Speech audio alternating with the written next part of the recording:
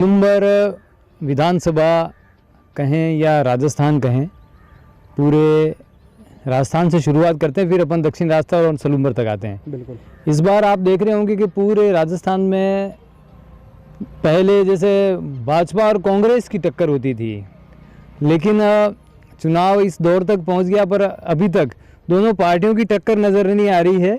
अभी तक राजस्थान पाकिस्तान ही बना हुआ है। भाजपा से टक्कर लड़ रही है, कांग्रेस अभी भी कांग्रेस के अंदर ही अपने आप में गुत्तम दोनों की चल रही है।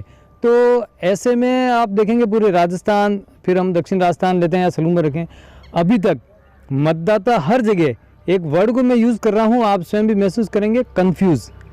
इतना कंफ्यूज है कि वे किसे चुने और किस तरह से चुने, क्या ऐसा फोकस करे जिससे उसका कंफ्यूजन दूर होवे कि ये अंतिम क्षण है, अब मुझे इसको मतदाता को कि भाई अब मुझे इसको वोट करना ही करना है।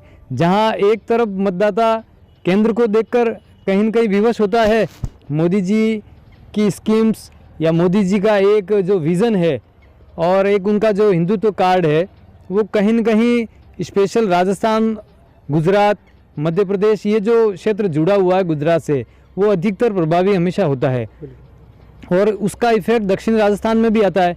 आप पिछले चुनाव को भी देखेंगे तो दक्षिण राजस्थान में कांग्रेस की भले ही राजस्थान में सरकार बनी, परंतु दक्षिण राजस्थान में भाजपा का बोलबाला रहा।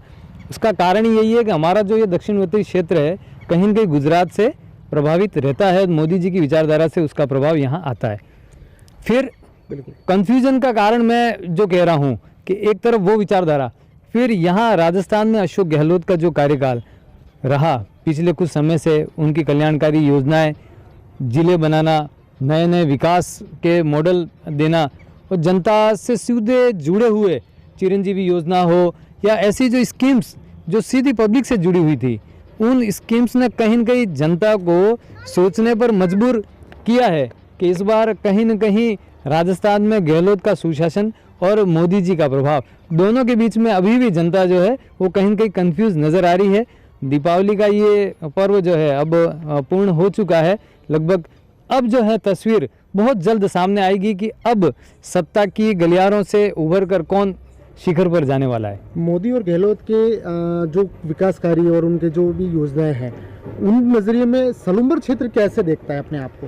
देखिए, आपने पूछा था कि सलूम्बर में क्या त्रिकोणीय संघर्ष है या चतुर्कोणीय संघर्ष है, तो उस पर भी अपन बात करते हैं। सलूम्बर विधानसभा दक्षिण राजस्थान की विधानसभा है। दक्षिण राजस्थान में आप स्वयं देख रहे होंगे, दक्षिण राजस्थान की जहाँ तक बात है, पिछले चुनाव में भी समीकरण बदले थे। उस समय बीटीपी जो है वो आदिवासियों की एक पार्टी बनकर यहाँ पर आई थी और अब एक नया स्वरूप जो है आदिवासी परिवार ने दिया है बीटीपी की जगह, उन्होंने बाप पार्टी को अधिक महत्व दिया है। जहाँ तक राजनीतिक विश्लेषण अपन इस क्षेत्र का करें तो ये पूरा दक्षिण राजस्थान का क्षेत्र टीएसपी क्षेत्र है और जनजाति का बाहुल्य क्षेत्र है। सलूम्बर विधानसभा की अपन चर्चा करें तो सलूम्बर विधानसभा में भी 2,93,000 करीबन मतदाता हैं। उनमें यदि आप माने कि 45 से 50% के बीच में एसटी मतदाता, जनजाति के मतदाता हैं, तो वो जो संख्या एक बैठती है वो 1,40,000 45,000 के आसपास की संख्या होती है। यदि आदिवासी परिवार जिस तरह से चर्चाएं कर रहा है कि उनका जो युवा है वो पूर्ण रूप से बाप पार्टी के साथ है, यदि बीएपी को अगर इस तरह से युवाओं का सपोर्ट मिल रहा है, 1,40,000-45,000 अगर उनके मतदाता हैं, उनमें से अगर 1 लाख या 1,10,000 मतदाता वोटिंग करते हैं और अब उस 1,10,000 वोटिंग होता है, उस वोटिंग में अब आप ये मानिए कि कितना प्रतिशत आदिवासी मतदाता जो है वो बीएपी के साथ जाता है। यदि 30 से 40% भी जाता है तो आप ये देखिए कितना बड़ा आंकड़ा जो है वो बीएपी के साथ जा रहा है।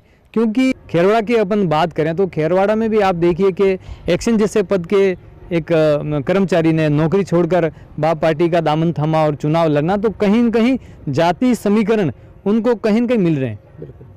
वो जाति समीकरण उनका मिल रहा है, इसीलिए वो इतनी ताकत के साथ इस बार भी पिछले बीटीपी में तो अब बीएपी की तरह सलूम्बर में आए।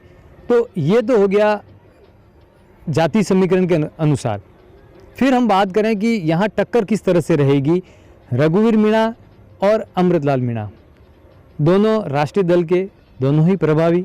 रघुवीर जी भी यहाँ लगातार, सरड़ा जब थी तो सरड़ा और सलूम्बर अलग अलग थी विधानसभाएं, तो सरड़ा से रेगुलर जो है 2 से 3 बार वो जो है चुने गए हैं विधानसभा के लिए।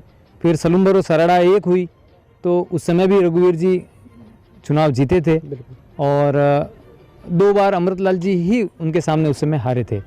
फिर वो सांसद बने, समीकरण बदले, उधर केंद्र में मोदी जी का आना हुआ और वो एक प्रभाव अलग आया। उस प्रभाव के तहत और अमृतलाल जी का सीधा आम मतदाताओं से जो जुड़ाव था, उस जुड़ाव की बदौलत आपने देखा कि वो लगातार 2 बार विजयी हुए। और अब ये जो चुनाव आया है, इस चुनाव में भी वही फैक्टर काम करेंगे कि वही अमृतलाल जी, वही रघुवीर जी, वही आमने सामने की टक्कर। पहले रघुवीर जी ने इनको लगातार 3 बार सरड़ा में पराजित किया है, तो अमृतलाल जी लगातार तीसरी बार उनके सामने मुकाबला करने जा रहे हैं। अब ये तीकड़ी उनकी होती है या रघुवीर जी रोकते हैं, ये तो मतदाताओं के हाथ में है। परंतु मतदाता इस बार कुछ कंफ्यूज और नया सोच रहा है। नया इसलिए सोच रहा है कि देखिए अमृतलाल जी का जो ये कार्यकाल रहा, पिछले वाले कार्यकाल तो उनकी सत्ता थी तो वो कुछ काम विकास करवा भी पाए। इस बार जो ये जो कार्यकाल रहा उसमें कहीं न कहीं अंदरूनी लोगों में थोड़ी बहुत नाराज़गी जो है मतदाताओं में देखी जा सकती है। उनकी पार्टी में भी कहीं न कहीं विरोध नज़र आ रहा है। दुर्गा प्रसाद मीणा जो है वो निर्दलीय जो है बागी बनकर मैदान में उतरे हैं। जया मीणा भी पिछले कुछ समय तक प्रचार में उतरी थी, उन्होंने भी कुछ आरोप प्रत्यारोप किए। हालांकि वो चुनावी मैदान में नहीं उतरी, परंतु उनके जो फॉलोअर्स इतने समय में रहे होंगे, कहीं न कहीं उनका भी माइंडसेट कुछ न कुछ ऐसा हुआ होगा कि वो कहीं न कहीं इस कार्यकाल की बुराई कहीं न कहीं या कमियां जया जी की टीम ने उन्होंने उजागर की होंगी। अब वो उसको वापस रिफ्यूज़ कर पाएँ, उसको सही तरीके से वापस मतदाताओं को बता पाएँ, वो एक अलग बात होगी। चुनावी समीकरण के खेल के साथ साथ में मैं बात करूं अगर चर्चाओं की, तो उदयपुर संभागीय मुख्यालय पे पहले माना जाता था कि वल्लभनगर हॉट सीट है, उसके बाद में अभी वापस चर्चाओं में आया कि मावली हॉट सीट बनती जा रही है। इस तरीके का नाम सलूम्बर के साथ में भी जुड़ जा रहा है, इसके पीछे क्या कारण मानते हैं आप? देखिए सलूम्बर का मैंने आपको कारण बताया ना कि उदयलाल जी डांगी जो थे, उन्होंने इस बार डांगी जो मतदाता थे उन पर अच्छी पकड़ बनाई।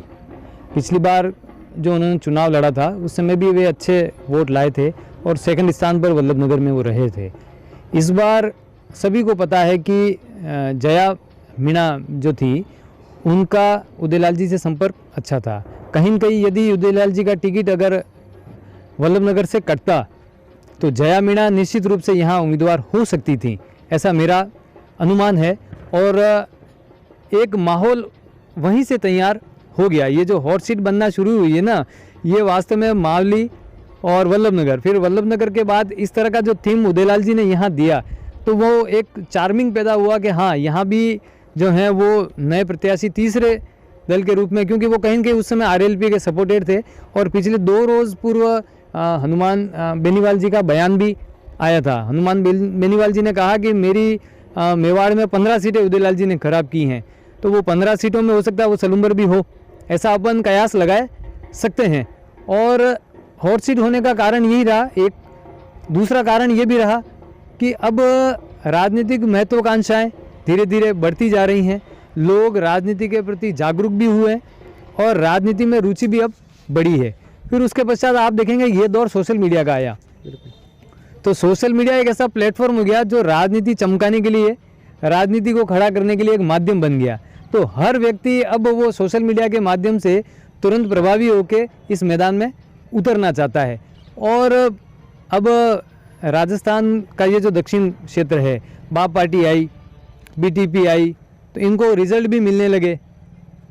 अब युवा जो है वो खुद को आजमाने लगा कि भाई अब, और एसटी जो पहले संकोचित होते थे, बाहर नहीं निकलते थे, अब वो खुलकर आए, उनको भी राजनीति की रुचि जगी कि हम भी राजनीति करेंगे। अब ये रिजर्व सीटें हैं, जनरल सीटें होती, जैसे आप मावली और वल्लभनगर, वहाँ हॉट सीट इसलिए क्योंकि जनरल सीट है।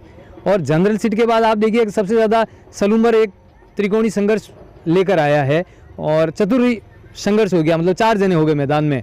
तो उसका कारण यही है कि ये कहीं न कहीं उदयपुर विधानसभा का जो पूरी विधानसभा हैं उसमें आप देखेंगे कि सलूमर एक ऐसा क्षेत्र है मावली और वल्लभनगर के बाद कि सलूमर जिला है और सामान्य वर्ग यहाँ अन्य विधानसभाओं की तुलना में सामान्य वर्ग की संख्या सलूमर में अधिक है। तो मैं आपसे एक सीधा सवाल करूंगा कि मुख्यमंत्री अशोक जी गहलोत ने एक दाव खेला जिला बना के, क्या दाव उनका ये काम आएगा रघुवीर जी के लिए? देखिए, उन्होंने खुद ये कहा कि रघुवीर जी आपको जिताने के लिए मैंने सलूमर को जिला बनाया है और ये भरी मीटिंग में कहा और मीडिया में भी ये चीज़ सामने आई है। तो रघुवीर जी ने काफ़ी प्रयास किए सलूमर के विकास के लिए। पिछला ये जो कार्यकाल था उसमें गुण चोर नहीं हो सकते हम लोग। मैं मानता हूँ कि 30 से 40 सालों का सलूमर ज़िले का संघर्ष था, हम भी उस संघर्ष में कहीं न कहीं साक्षी हैं, हमने भी देखा। तो एक बड़ा टास्क था कि सलूमर जिला बनेगा। तो ये इस कार्यकाल में हुआ है, जिला हॉस्पिटल आया है, डीटीओ कार्यालय मिला है। तो अब रघुवीर जी इसको किस तरह से बुनाते हैं ये उन पर निर्भर करेगा, उनके कार्यकर्ताओं पर निर्भर करेगा। आज पंचायत समितियों में उन्होंने फिर से वापसी की, कब्जा किया, नगर परिषद पे उन्होंने कब्जा करवाया। तो अब ये जो उनका नंबर आया है तो उनकी जो उन्होंने प्रधान बना दिए, चेयरमैन बना दिए, अब इनका सबकी ड्यूटी बनती है कि वो रघुवीर जी के किस तरह से लगते हैं। तो ये देखने वाला ये होगा कि उनकी टीम वास्तव में उनके लिए काम करती है या नहीं करती है, क्योंकि कहीं न कहीं आप भी जान रहे हैं कि उनके भी पीछे एक टीम लंबे समय से जो उनको माइनस करते हुए चलती आई है। वो पिछली बार आपने देखा कि रेशमा जी जो हैं वो निर्दलीय चुनाव लड़ी थी, कहीं कि रघुवीर जी को उनका नुकसान पहुंचा था। इस बार पुनः मैं कोई एलिगेंस नहीं कर रहा हूं कि रेशमा जी या उनका टीम ऐसा कोई काम कर रही है, ऐसा तो कोई देखने में अभी तक तो नहीं आया। परंतु राजनीति में कभी भी कुछ भी होता है, अंडर करंट कितनी चीज़ें चलती हैं वो किसी के सामने नहीं आती हैं, तो उसको स्पष्ट करना तो बड़ा कठिन होता है। परंतु फिर भी किसके मन में क्या चल रहा है, कौन किसके पीछे कितना कटाक्ष करते हुए, कितना उसको नुकसान करते हुए चल रहा है, तो उससे भी गणित सामने आना थोड़ा सा जो है इन दिनों में, आने वाले दिनों में यदि हम फिर से चर्चा करेंगे 5-7 दिन में तो चीज़ें और ज़्यादा क्लियर होंगी कि कौन प्रभावी होता है। परंतु ये स्पष्ट है कि रघुवीर जी ने जो सौगात दी है उसको रघुवीर जी को भुनाना चाहिए और वो उनके लिए बहुत बड़ा प्लस पॉइंट है। जिले की सौगात 4 दशक के बाद सलूमर को मिली है और विधानसभा सलूमर प्रॉपर विधानसभा के लिए मुख्यालय सलूमर विधानसभा को मिला है, तो निश्चित रूप से यहाँ का मतदाता भी इस पर कुछ न कुछ विचार कर रहा होगा। मैंने फर्स्ट में आपको एक शब्द कहा कन्फ्यूज़, वो कन्फ्यूज़ इसीलिए आ रहा है कि एक तरफ मोदी जी की विचारधारा है, अशोक गहलोत जी का विकास कार्य है, उस अशोक गहलोत जी के विकास कार्य के साथ में आप देखिए रघुवीर जी का विकास कार्य जुड़ा हुआ है, तो अमृत जी का जो है वो कहीं न कहीं मोदी जी की विचारधारा का प्रभाव है। तो ये एक जो कन्फ्यूजन की लड़ाई है वो बहुत जल्द जो है खुलकर भी सामने आएगी, मतदाता बोलेगा। सामने हो रही है कि सिंपैथी शब्द का इस्तेमाल ज़्यादा हो रहा है इस चुनावी सभाओं में। पहले जहाँ पे 2 बार हार के बाद में अमृतलाल मीणा को सिंपैथी का फ़ायदा मिला था और 2 बार लगातार रघुवीर जी की हार के बाद में क्या उन्हें इस बार सिंपैथी का फ़ायदा मिल पाएगा? देखिए, सिंपैथी जैसा तो कोई बड़ा इशू तो नहीं है, क्योंकि रघुवीर जी पहले भी ऐसा तो है नहीं कि कभी जीते नहीं हैं, वो भी 2 से 3 बार जो है वो सांसद भी रहे हैं और विधायक भी रहे हैं। और फिर ये हो सकता है कि सिंपैथी इस चीज़ पर हो सकती है कि उन्होंने सलूमर को जिले की सौगात दी, डेवलपमेंट कराया, और अब अगर जनता उन्हें नहीं चुनती है तो कहेंगे उस पर ज़रूर एक सिंपैथी का इशू आ सकता है कि भाई उन्होंने अगर विकास कराया और उनको अगर वोट नहीं मिलता है तो वो सिंपैथी के वोट जो हैं वो रघुवीर जी पासा खेल सकते हैं। क्योंकि आपको पता ही है कि वल्लभनगर चुनाव हुआ तो वल्लभनगर में प्रीति शक्तावत, गजेंद्र सिंह शक्तावत के हिसाब से जो है ना सिंपैथी वोट से जीती, दीप्ति माहेश्वरी सिंपैथी वोट से जीती। तो राजनीति में सिंपैथी तो बहुत बड़ा कार्ड है और इसको हर व्यक्ति खेलता ही खेलता है। और राजनीति में आप कहते हैं ना कि भाई के पहला चरण, दूसरा चरण, अंतिम चरण तो जो है मतदाता के पैरों में होता है। तो वो सिंपैथी बटोरने का एक तरीका है, ये कार्ड है राजनीति में सिंपैथी लेना। जो अपने मेवाड़ी में आप शब्द कहवा बापड़ो वहीं जावे तो वो जल्दी जीते। नगर में प्रीति शक्तावत, गजेंद्र सिंह शक्तावत के हिसाब से जो है ना सिंपैथी वोट से जीती, दीप्ति माहेश्वरी सिंपैथी वोट से जीती। तो राजनीति में सिंपैथी तो बहुत बड़ा कार्ड है और इसको हर व्यक्ति खेलता ही खेलता है। और राजनीति में आप कहते हैं ना कि भाई कि पहला चरण, दूसरा चरण, अंतिम चरण तो जो है मतदाता के पैरों में होता है। तो वो सिंपैथी बटोरने का एक तरीका है, ये कार्ड है राजनीति में सिंपैथी लेना। जो अपने मेवाड़ी में आप शब्द कहवा बापड़ो वहीं जावे तो वो जल्दी जीते। तो ये अभी दोनों कोशिश करेंगे बापड़ा बन के जाने की। एक जना कहेगा हमारो लास्ट चुनाव है, अबे हमारे चुनाव नहीं लड़नो है, मैंने एक दान और जीते ही दो, ठीक है। कोई कहेगा हमारे अबे आनी चुनाव लाल बत्ती मिली जाएगा, ठीक है ना। मतलब दोनों अपने अपनी तरफ से बापड़ा बनने की कोशिश करेंगे। मैं तो काम करायो, मारे भी लास्ट चुनाव है, अबे मुँह भी नहीं लड़ूंगा, एक दान और मैंने वण ही दो। या कोई यूँ कहेगा मैंने 2 दान था हरे दी दो, अबे तो जीता और मैं तो काम करायो। तो ये स्वाभाविक रूप से है, एक राजनीतिक कार्ड है जो लोग खेलते ही खेलते हैं। सिंपैथी का फायदा मिलता भी है, बस उसको खेलने वाला चाहिए। अब हम बात करेंगे आपके पत्रकारिता के अनुभव के बारे में। आपने आधा दर्जन से अधिक चुनाव देखे हैं, विधानसभा चुनाव, लोकसभा चुनाव में आपने कई चैनल और अखबार के लिए कवरेज वगैरह भी की। मेरा आपसे सीधा सवाल ये है कि बदलते इस दौर में वर्तमान चुनाव को आप किन हालातों से देख रहे हो? क्या परिवर्तन हुआ है और क्या होना चाहिए था? देखिए, सबसे बड़ा परिवर्तन तो ये हो गया कि प्रिंट मीडिया, इलेक्ट्रॉनिक मीडिया, इनका एक दौर था। वो जो समय था वो उन्हीं का दौर था। लोग सारी अपडेट जो हैं वो उसी मीडिया से मिलता था। आज का दौर इतना बदल चुका है कि पूरा का पूरा चुनाव कैंपेनिंग सोशल मीडिया के आधार पर हो रहा है। चुनाव आयोग इतना सख्त हो गया है कि एक तो कहीं पैम्पलेट ब्रोशर भी आप खुले में लगा नहीं सकते। तो ऐसे में प्रचार के जो तरीके हैं वो भी बदल गए। अनुशासन पूरा आ गया, बोलने पर लगाम, लिखने पर लगाम, छापने पर लगाम। तो लगाम से भरा हुआ अब ये चुनावी दौर चल रहा है और होना भी चाहिए। एक भारत स्वच्छ लोकतंत्र का निर्माण करता है और अक्सर अपन देखते हैं कि इसमें फूड़ भाषा, आरोप प्रत्यारोप ऐसे लगाते हैं जैसे कहीं संपत्ति का आपस में बंटवारा हो रहा हो। तो वो एक जो मैं उसको कहता हूँ जो नीच परंपरा है वो उस पर अंकुश लगना ही चाहिए। और कहीं न कहीं वो अब थोड़ी सी बदलती हुई नज़र इस चुनाव में नज़र आ रही है, क्योंकि काफ़ी चुनाव आयोग इस बार सख्त हुआ है। 80 वर्ष से अधिक आयु के दिव्यांग मतदाता घर बैठे वोट मिल रहा है, एक बहुत बड़ा परिवर्तन है। और टाइम भी चुनाव आयोग ने बढ़ाया है इस बार, तो 7 बजे से 6 से 7 जो भी टाइमिंग 1 घंटा शायद उसमें बढ़ाया है। तो वो बढ़ोतरी भी इस बार देखने को मिली है। फिर जहां मतदान हो रहा है उससे भी दूरियां की गई हैं।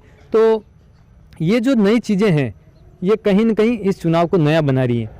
फिर मतदाता पिछले 2-3 चुनावों से साइलेंट होता जा रहा है। पहले सामने आकर बोलते थे हाँ हम तो उसके साथ हैं, ये देंगे।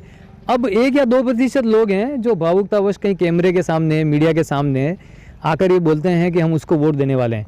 तो जो साइलेंस जो आया है, गोपनीयता जो आई है, पाठकों में कहें चाहे मतदाताओं में कहें, सब में आई है। वो पढ़कर भी, लिखकर भी अब कुछ सामने आता नहीं है। सोशल मीडिया पर भी लोग भले जुड़ते हैं, एक दूसरे को लाइक करते हैं, परंतु अपने विचारों को एकदम खुलकर बताने में हमेशा परहेज करना शुरू हुआ है। मतलब जैसे पहले राजनीतिकार ही चालाक होते थे, अब मैं कहूँगा कहीं न कहीं मतदाता भी चालाक हुआ है। वो भी आजमाने लगा है समय तक, कि एक सीमा तक वो आजमा रहा है कि कैसे जो है कि कितना हम सुन सकें, किसमें कितनी क्षमता है, उन क्षमताओं को हम सहन करें, फिर जाके सारा डिक्लेरेशन करें। अपना डिक्लेरेशन जल्दी से इस बार मतदाता नहीं कर रहा है और मतदाता पहचानने भी लगा। जैसे आप देखिए कि एक दिल्ली का चुनाव देखते हैं, दिल्ली में जनता जो है वो केजरीवाल की सरकार को राज्य में चुनती है, प्रदेश में, दिल्ली प्रदेश में, और केंद्र के जैसे ही चुनाव आते हैं तो सीधे से मोदी जी को वोट करते हैं। तो एक कहीं न कहीं आप देखिए कि वोट का अंतर करना भी सीखा उसने, कि मुझे केंद्र में किसको देना है, राज्य में किसको देना है। और लोकल चुनाव है तो लोकल चुनाव में बिल्कुल व्यक्ति देखने लग गए लोग। अब आपने जो एग्जाम्पल दिया उसका असर मेरे को नज़र आ रहा है कि इस बार सलूम्बर विधानसभा और राजस्थान में भी देखने को मिल सकता है शायद। देखिए, मतदाता जो है वो कुछ न कुछ सोच कर चलता है। मैंने कहा कि वो हमेशा एक नयापन जब देखता है तो उसको भले उजागर नहीं करता है, लेकिन परिणाम तो ठप्पा लगता है, वहीं से पता लगेगा। 3 तारीख सब कुछ स्पष्ट ये हो जाएगा कि जनता का रुख क्या था। परंतु अपन जो कयासों की दुनिया में हम लोग जीते हैं, तो कयास हमेशा कहीं न कहीं थोड़े बहुत नज़र आ जाते हैं। तो कयास ये बता रहे हैं कि जनता जो है इस बार मतदाता जो है वो पूरा देखेगा कि ये प्रत्याशी कैसा है, बिल्कुल। इसका व्यवहार कैसा है, इसका समर्पण कैसा है, ये विधानसभा तक जाएगा तो कैसे बोलेगा, कितना बोलेगा, सलूमर के विकास के लिए क्या करेगा, इस सब को जनता पूरा सोच रही है और उसी के अनुसार मतदान करने वाली है, ऐसा मेरा मानना है।